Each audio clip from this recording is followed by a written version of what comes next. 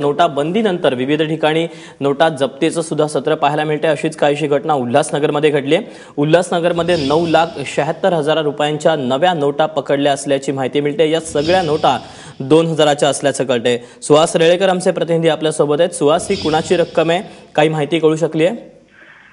दीपक, उल्हासनगरमध्ये 2 दिवसापूर्वी रात्रीच्या वेळेला पोलीस गस्त घालत असताना सहाय्यक पोलीस भिशे यांना त्यांच्या खबरीकडून मिळालेल्या माहितीनुसार 3 युवक 2000च्या नवीन नोटा या घेऊन जाणार असली खबर मिळाली। त्यानंतर पोलिसांनी सापळा रचून त्या लोकांना अचल पॅलेस म्हणून जे हॉटेल आहे त्याच्या समोर रस्त्यावर जात असताना भरधाव वेगात चालली होती, त्याला अडवलं आणि त्यांची झडती घेतल्यास त्यांच्याकडे 9,76,000 नवीन नोटा मिळाल्या।